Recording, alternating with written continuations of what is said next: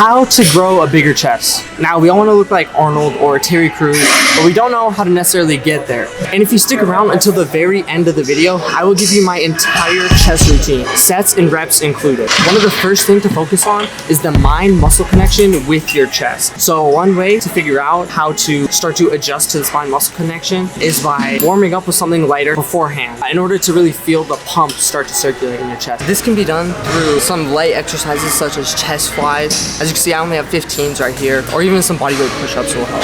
Now that we are all warmed up from our flies and our bodyweight push-ups, we can then move on into our heavy compound lifts such as the bench press. One big factor with this bench press is that we want to practice progressive overload. So now that we already feel the muscles being worked, we're now able to throw more weight onto the bar. So this could either mean that, say our top set is, say we're just doing a plate for 5 reps, and that's our top set. We either want to try to throw maybe 5 more pounds on each side or 2.5 pounds on each side in order to up the weight and still aim for those 5 reps. Or what we can do is keep the same weight and hit more reps on it. So instead of hitting 135 for 5 reps, we can aim for 6 reps, 7 reps, 8 reps. In order to grow our chest, you want to hit all areas of the chest. So in this case, after our heavy compound lifts such as bench press and push-ups, we can now come over to cable flies, in which we will be hitting our upper chest, our mid chest, and our lower chest.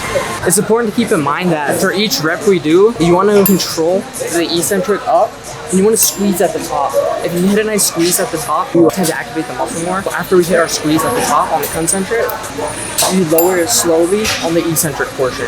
Lowering it slowly on the eccentric portion helps to elicit a lot more muscle growth and hypertrophy. Alright, it's also important too to keep in mind that you want to get the full range of motion in as well. After our concentric, top of the rep, you hit that slow eccentric.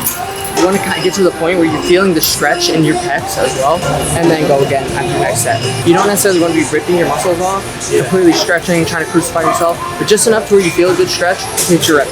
So one of the reasons that I like using these cables so much is because it helps separate the compound lifts versus the accessory lifts. Compounds being bench press, push-ups, the workouts that work multiple muscle groups. And these accessories are ones that break it down into one muscle group working at a time. So that way we can really isolate the upper chest, the mid chest, and then the lower chest. Now that you know the tips and tricks in order to get a bigger chest, here is a full chest day workout plan to go with it.